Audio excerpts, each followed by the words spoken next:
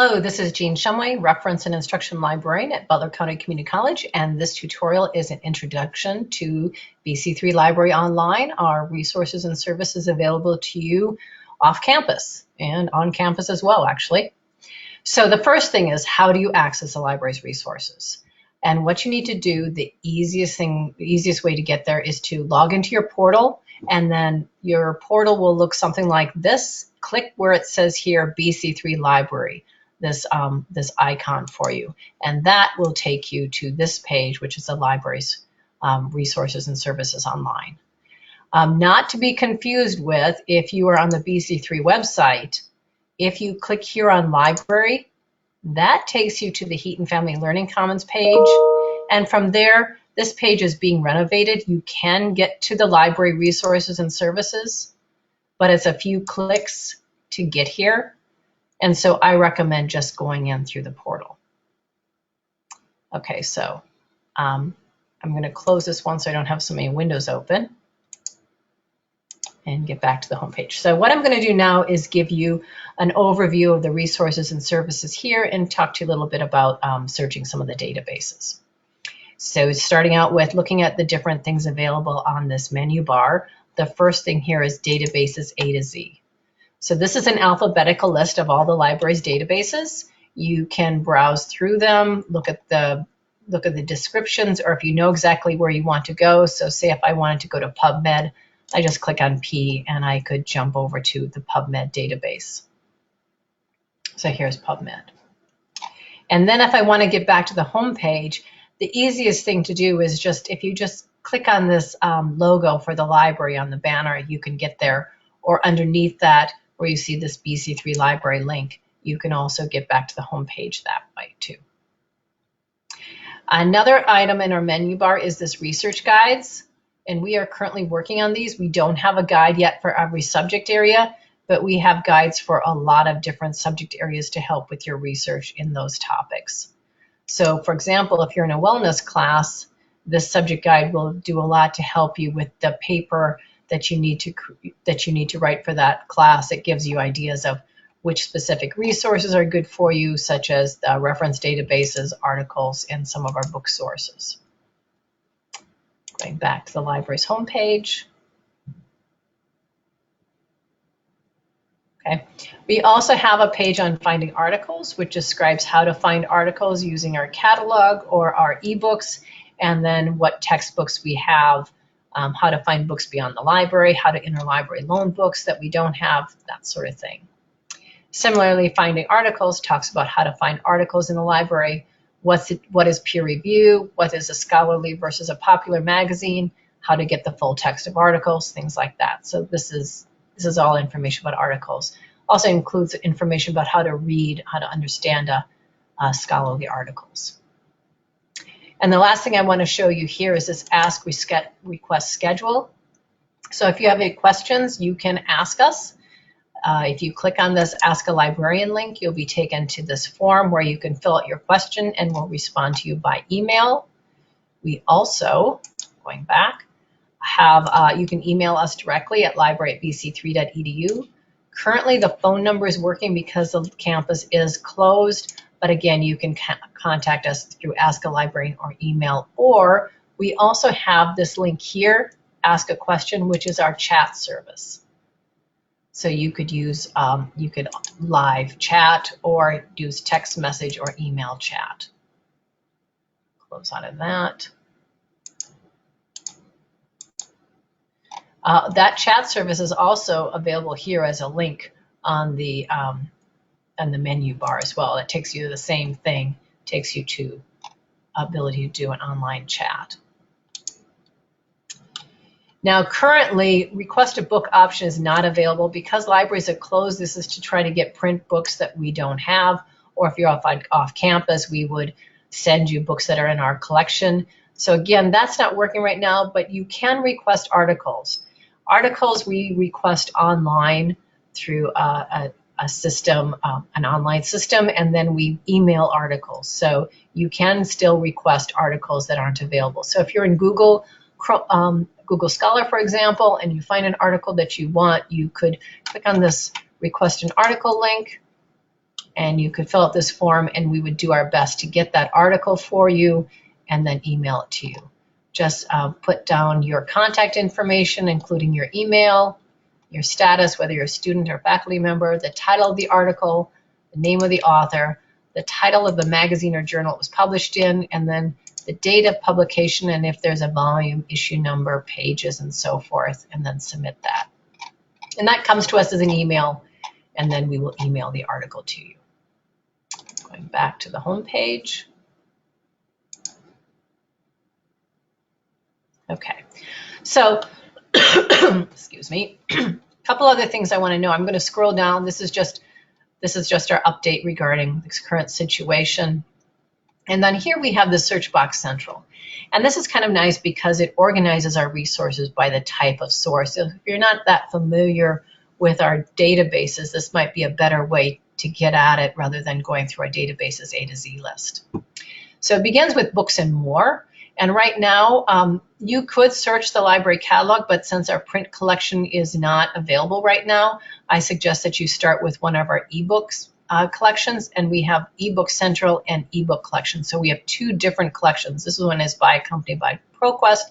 This is published by a company called EBSCO. So I'm going to just open up the ebook central one.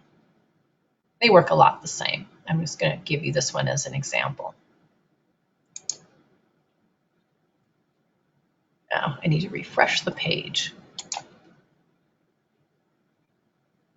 Okay, so here's what this looks like. Usually you are going to get a login screen. I was already logged into this, so it doesn't ask me. But if you get a login screen, you just log in the same way you log into the portal, same username and password.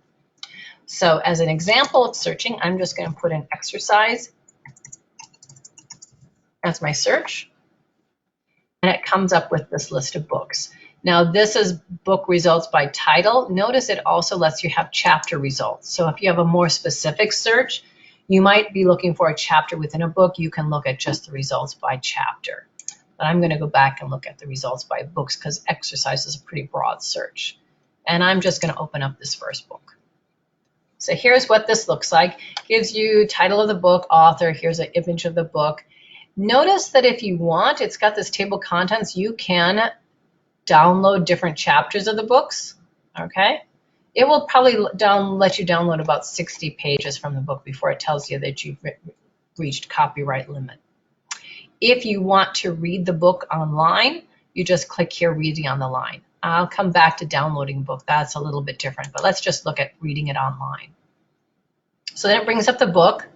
Over in the right-hand upper bar, you can see an arrow, so you can page through the book this way, all right? If you want, you can also, on the left-hand side, there will usually be a table of contents, so you can jump to different parts of the book and different chapters of the book. I'm going to go to part 2 here. And say I look at this and I want to download chapter 5 of the book. If you want to do that, go up here. See, there's all these tools. If you click on PDF, this is a chapter download, and I could just download that chapter. And notice it also lets you choose the citation style. So within the download, they're also going to include a citation for that book and that chapter. So if I click on this list, I can choose, say, if I want MLA or APA style citation, and then I could continue and I could download that chapter. Another tool, there's a lot of tools here. Another tool that you should be noteworthy is this Get Citation. That's another way to get the citation for it. So again, you can click on the drop down, choose the style of citation you want, and then you can copy that and you could paste that right into your bib. And here's something that I really recommend students to do is as you're doing research, I recommend starting with just berry picking, which means just grabbing anything that's a possibility and copying that and pasting it into what I would call a working bibliography. So it's not your final bibliography, it's just a working bibliography of possible sources. So create a Word document or a Google Doc document and just copy these and paste them in there. It's a lot easier than going back and trying to find that citation. Now, if you decide that you want to read this whole book and you want to download it so it's available offline as well as online, you can go under here where it has the full download and click on that. And this will let you temporarily for a few weeks, have it available on your computer. Now, one thing is it has to be your own computer. It can't be a public computer. It really won't work for that. So you choose your own computer, or you could save it to your iPad, iPhone, Android, or other device, right? And then you click on continue. And another thing you need to do is you need to have Adobe Digital Edition. So anytime you want to download a book, whether it's from the EBSCO or the ProQuest database, you need to have Adobe Digital Editions installed on your computer, and it will have you create an account within that. And what that does is really it handles the checking out portion of this process. Once you do that, you can download the book. So that's the basics of books. I'm going to close out of that, go back to the libraries page, and we're going to look at the next area, which is background resources. So background resources are great for starting out with your research. They give you background information, introductory information on a topic. They help you sort of focus your topic, become more familiar with it. These include things like encyclopedias, reference databases, and issue topic databases. So looking at reference databases first, we have what's called Credo Reference, Salem Press. There's a few resources in the Gale Virtual Reference Library, and then if you have a science topic, we have Facts and File for today's science issues. I'm going to start by looking at Credo Reference.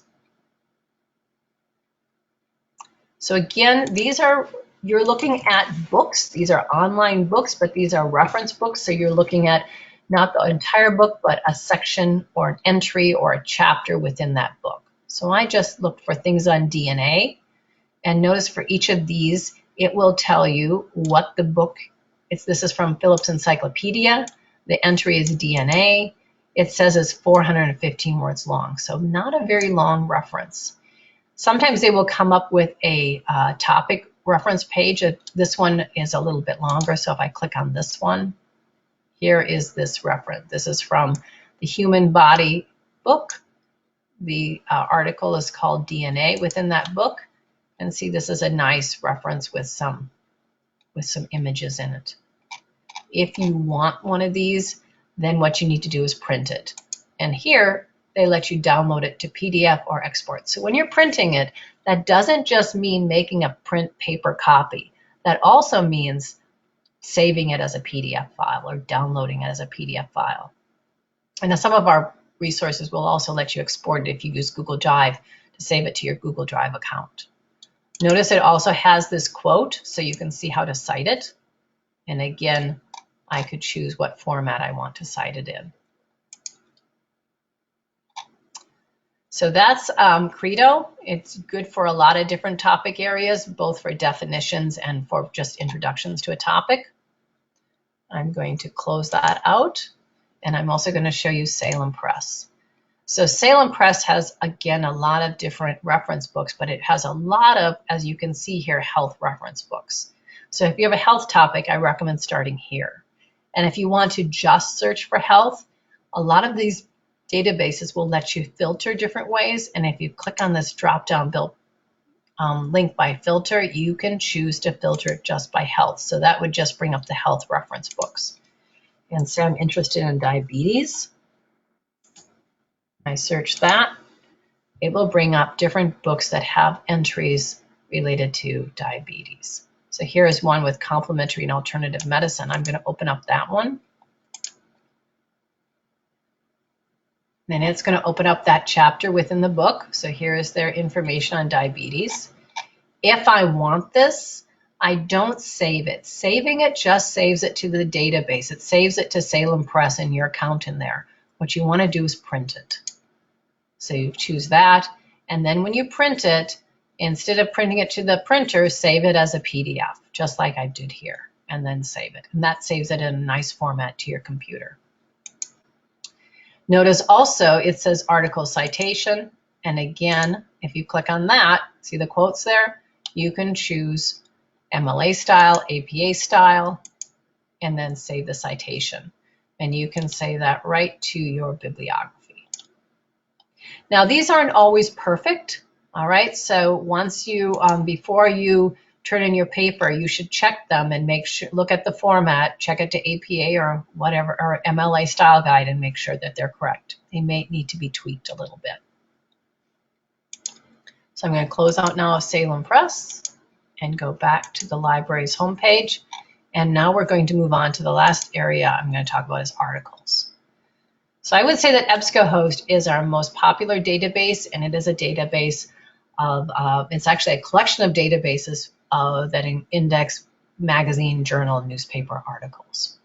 And I have this opening up to two of EBSCOhost databases, Academic Search Premier, which is mostly scholarly journal articles, and Masterfile Premier, which is mostly popular magazines. These are both what I would call general databases. They index a wide range of subject areas, include a number, thousands of different magazines and journals.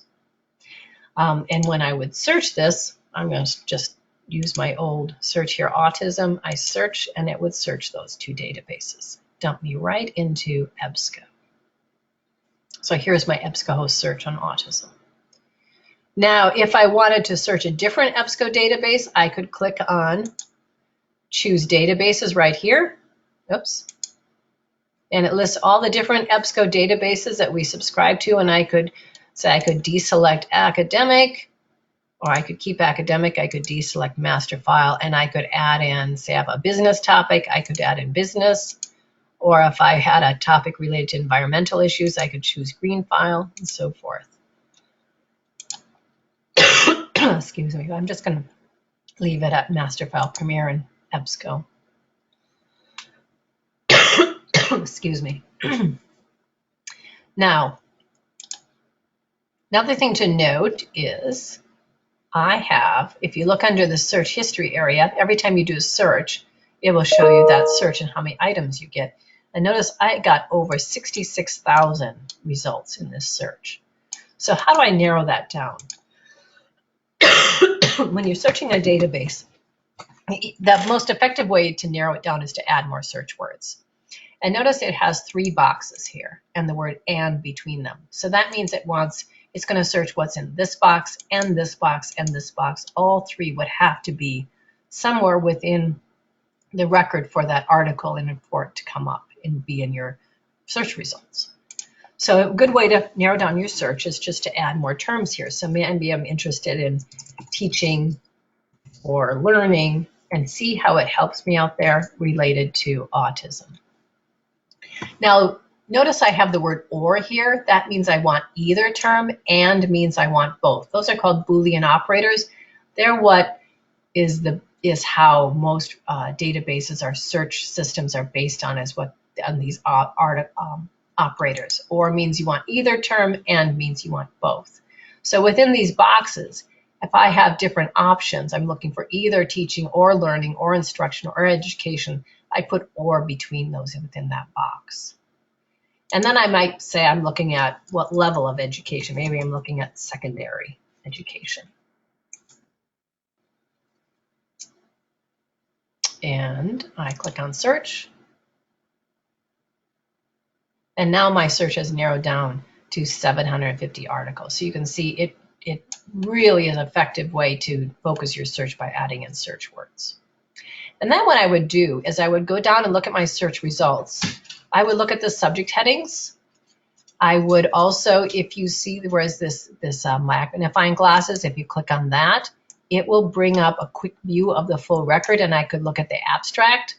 I could read through that and get terminology there. And if I find an article that's right on my subject area that looks just right, I might look at the words that they use to describe that and feed those back into my search. And that is a good way to narrow down your search. So or you might get different ideas from these. So I can see autism in children is a topic area. All right, or I might look at communication, schools, education, caregiver. So these are different ideas that I could use for feeding back into my search. Another thing to note is within this, here is the title of the article in blue. Below that, here is the authors of the article. Following the author, it's going to list the title of the journal or magazine it was published in. the date it was published. It will give you the volume, issue, pages for that magazine. It tells you how long the article is. This is 16 pages long. It might give you a DOI number, which is a document identifier for that particular article, much like an ISBN is an identifier for a book. Again, it gives you your subject headings. I just accidentally clicked on the full record. And if you click on the title of the book, it will bring up this full record so you can see it in more detail. And this is right now, I'm looking at the detailed record. If this article is available full text in EBSCO, there will be a PDF full text link here, but there is not. So instead it says request this item. I'm going to go back to my result list right here. I'm going to click on this link to get back to the result list so you can see this better. You can see that this one says request this item, and this one says PDF full text. This one says PDF full text. If there is a PDF full text link, that article is available full text in EBSCO. And if I click on that, it will bring up the article. And then if I want this article, the next thing you need to do is click where it says here, download PDF. And then in some databases, you could right click and you could save it. Or in other cases, you might need to go over and click on this download link to save it.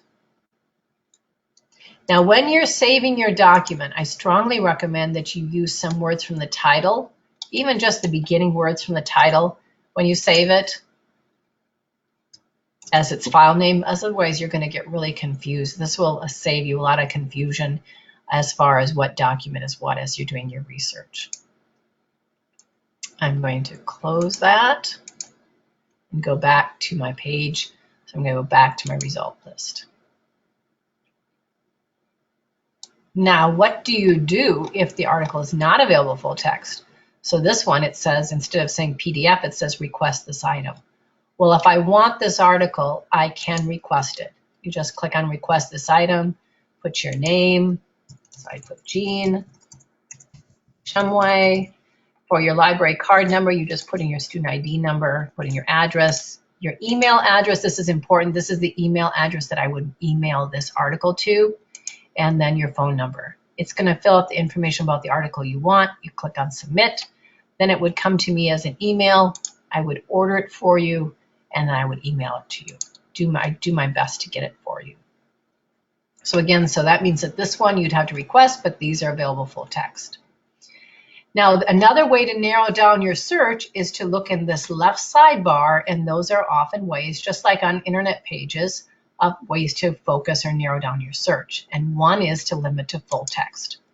So that means that only articles that have that PDF, or sometimes it's an HTML full text link, only those would come up in the search. So you can try to do that first.